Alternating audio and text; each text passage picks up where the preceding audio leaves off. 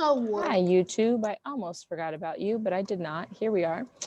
We are going to start with our activity on Seesaw that is called Simple Machines, Levers, and Screws. And we are right now going to be reading the anchor text paragraphs about levers and screws. Okay. All right. You will see that screw comes first. It is on the first page of that article. And I need to zoom in, but it's not letting me. There we go. Oh, it's because my controls are covering it. There we go. All right. So we're going to read about a screw first, then we will take a look at a lever. All right. Simply screwy.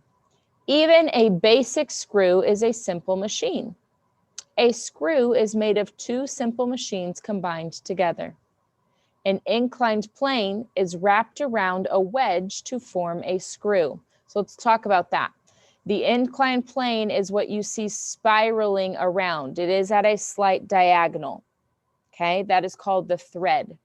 The wedge is at the tip of the screw here, and that is the sharper point that lets it get into the object that needs to be secured. This wrapped inclined plane is called a thread.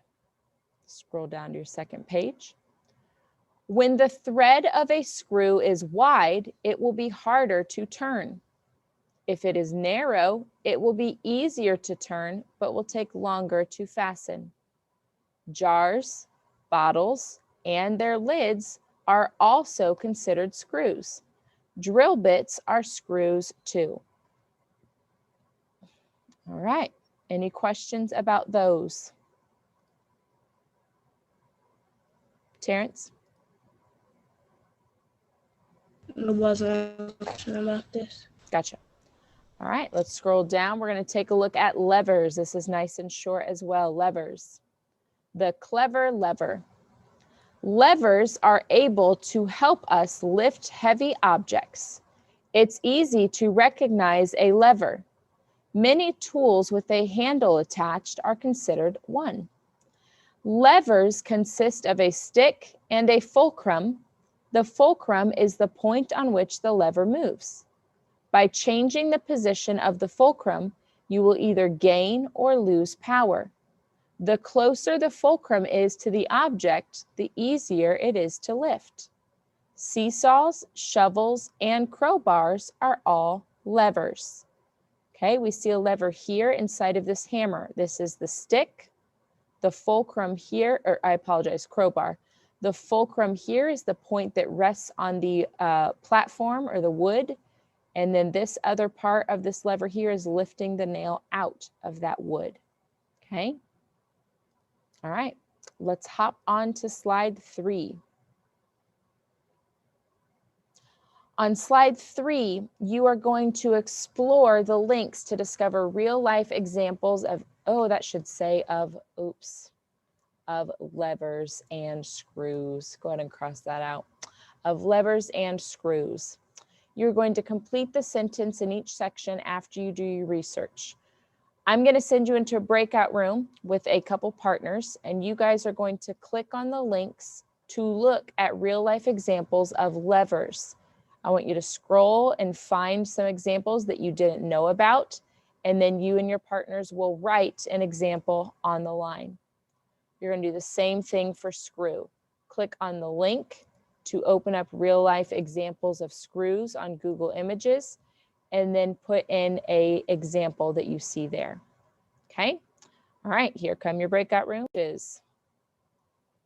You should have recorded an example on your screen. My example of a lever was scissor handles. So those levers are on the fulcrum, which is the little nail that kind of holds them in place so that it can be lifted and lowered. My example of a screw, this was kind of cool, was the inside of a pencil sharpener. These two screws rotate together to sharpen the pencil. I found that interesting. I did not know that. All right, we are going to take a look at a levers video. On Wednesday, a lot of you left this slide blank, and I don't understand why. It says one thing I learned was, and I sent it back to a lot of you. We're going to watch this video, and you are going to type one thing that you learned. Okay? So make sure you are thinking as you listen to this video about something you learned. On Wednesday, a lot of you left this slide blank. Okay, here we go. Levers. What can we learn about levers? Look at our setup that we have today. I have a 1,000-gram weight. I have a meter stick. And right here, I have a pivot point. And I have a spring scale that measures up to 1,000 grams. Look at that spring stretch. The setup, it seems pretty simple. And actually, scientists have a special name for this simple setup. They call it a simple machine. Because this machine makes our work easier. And that's the big idea today. Simple machines make work easier. There are many different simple machines, but today, the one that we're going to take a closer look at is the lever. To start, let's take a closer look at our spring scale. So I have a 1,000-gram weight, and the spring scale measures up to 1,000 grams. What do you think's going to happen when I try to pick up this weight with the spring scale? We're going to zoom in and take a closer look, and let's see what happens. So I'm just about ready to lift our weight. Keep your eye right here and watch what happens on our spring scale. Watch it measure the weight. Here we go. I lift up. You see the spring scale stretch, and it should be right on 1,000 grams. So this spring scale showed that this 1,000-gram weight actually did measure 1,000 grams. This spring scale is also going to show that this lever is going to make our work in lifting this weight a whole lot easier. Remember, simple machines make work easier. So let's take a closer look at our lever in action. It's very simple. It's a simple machine. I have down here my pivot point, and that allows my lever to move. Scientists call my pivot point a fulcrum. Then I have my lever, and down here is my weight. So now let's see how much this simple machine, how much our lever helps us in lifting our weight. So I'm going to start by attaching my weight almost to the end of my lever. It's not quite at the end, it's almost there. Now let's see how much our simple machine helps us in lifting this weight. It's not going to help us much, but we should be able to see a difference when we measure with our spring scale. So let's take a closer look. Watch what happens when I lift up. So I'm going to lift up and let's see what our spring scale measures. I lift up, and now it looks like this 1,000-gram weight is actually just at 900 grams. So when we had the weight at the end of our lever, it made my work a little bit easier. Now we changed things up. We put our weight in the middle of our lever. And now we're going to take a closer look to see how much easier this lever will make our work when we go to lift our weight. So here we go. I'm ready to lift using my lever. Make sure to pay attention to the spring scale so we can see if my work gets any easier. Let's go ahead and lift.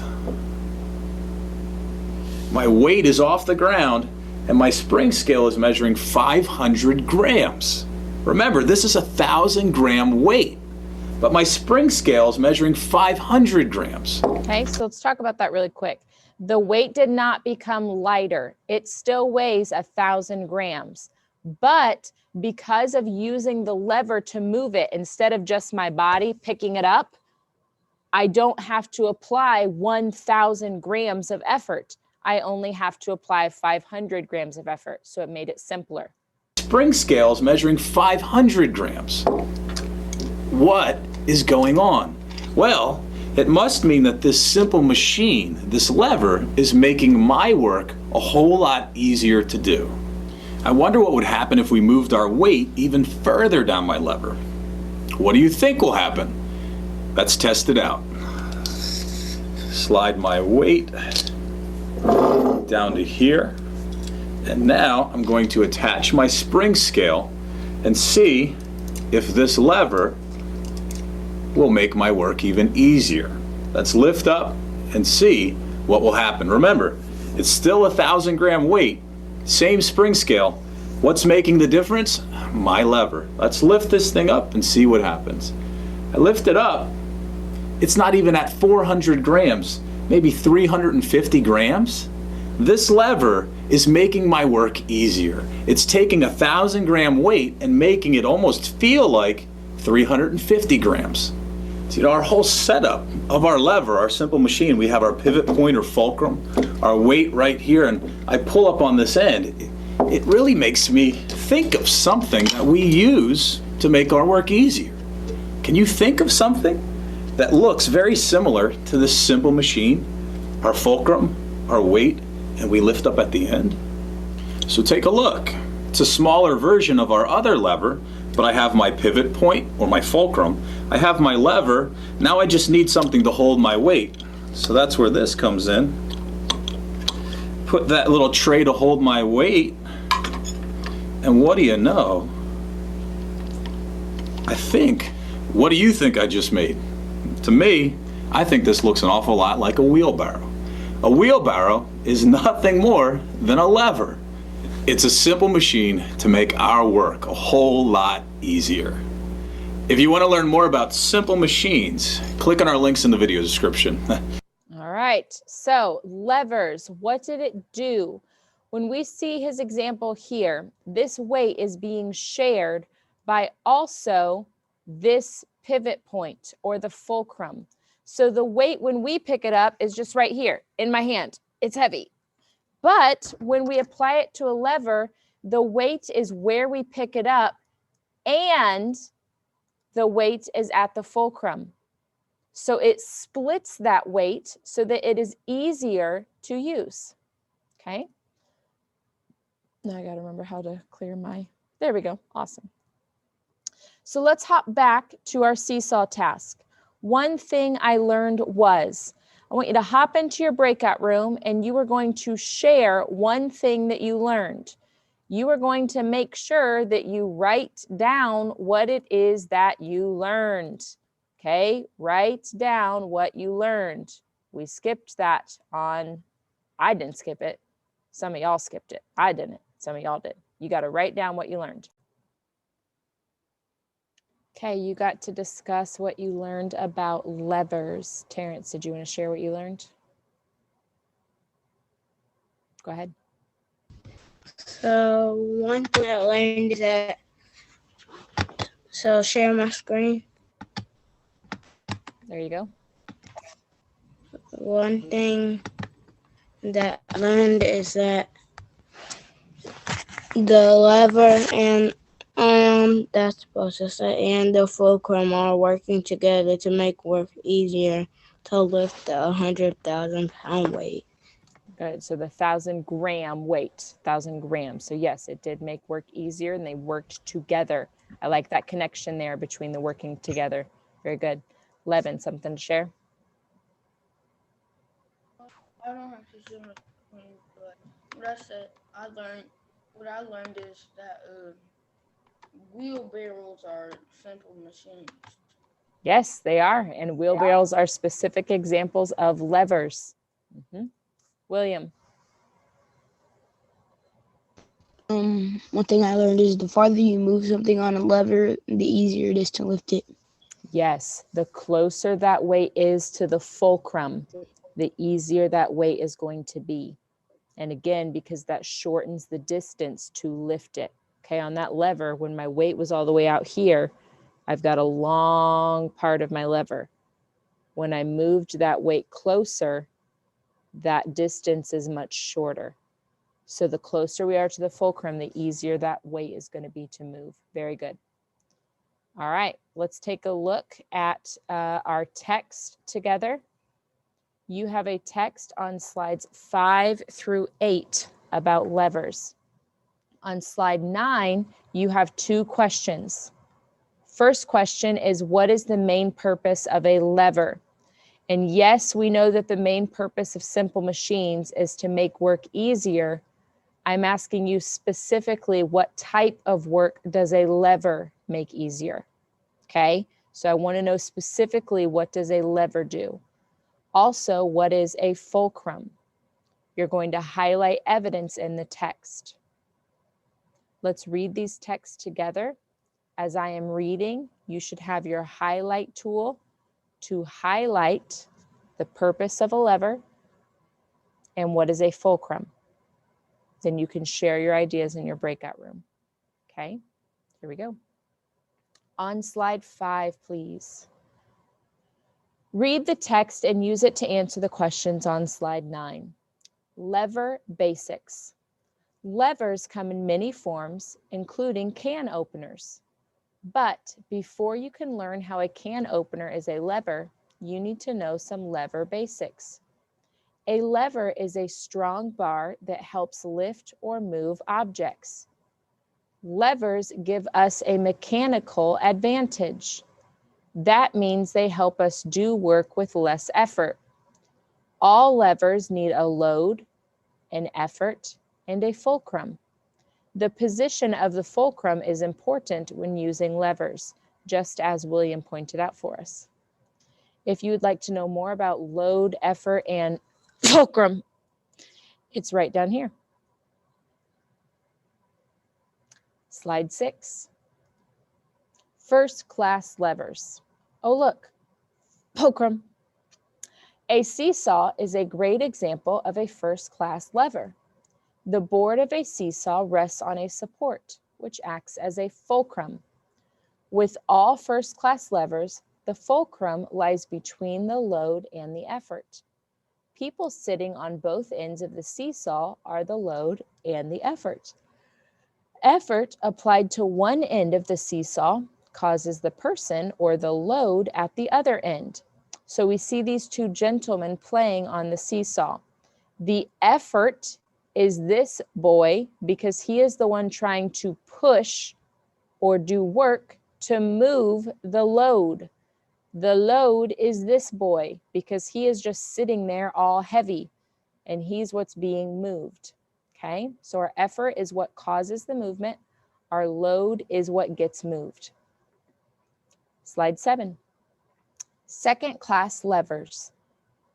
A gardener uses a second class lever to move tools, dirt, and mulch. What lever do they use? A wheelbarrow. A wheelbarrow is a second class lever. On a second class lever, the load is between the fulcrum and the effort. Imagine lifting the handles of a wheelbarrow filled with dirt. You apply the effort at one end when you lift the load in the middle. The fulcrum is the wheel that rests on the ground at the opposite end. So in our first class lever, the fulcrum is in the middle. On our second class lever, the load is in the middle. The weight is in the middle. And our final slide, third class levers. Here's another kind. Third class levers have the effort between the fulcrum and the load. They are actually quite common. In fact, when you lifted this book, you used a third class lever. When you lift an object, the load is in your hand, the effort is the muscle in your arm, and the fulcrum is your elbow. So y'all got a lever right on your body. Okay? If the little girl uses enough effort, the load or the piñata just might hit the onlookers. Okay, you're going to hop into your breakout rooms. You've got 5 minutes to answer what is the main purpose of a lever and what is a fulcrum. You need to use text evidence. Okay, so go back to the text. Your answers should sound like the text. Questions before you go, William? It wasn't a question, but a catapult is also a lever. A catapult does use a lever, yes, and we will be building catapults. My arm's like a catapult when I throw the ball. Oh, now you're just getting cocky. All right, y'all, here we go. Into your breakout rooms to complete slide 9.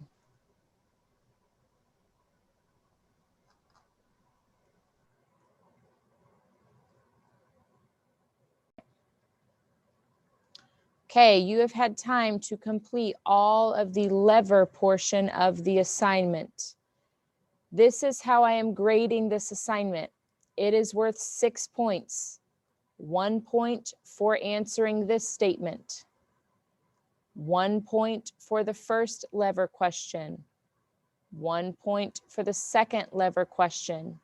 And then the same thing for screws. 1 point for answering this statement. 1 point for the first screw question. 1 point for the second screw question. So this is worth 6 science points. For your independent work today, you need to finish anything that you and your partners did not finish. Then you are going to repeat this process about screws. There is a video to watch. I want you to tell me one thing you learned. There is a text to read and to highlight evidence for. And there are 2 questions to answer. As always, your success criteria does count as part of your grade. If you do not do this, you are not using vocabulary, which means you are not getting full credit on your assignment. You are asked to create a video explaining what you know about levers and screws. So make sure you get that video done and submitted. All right, kiddos, that is your work for today.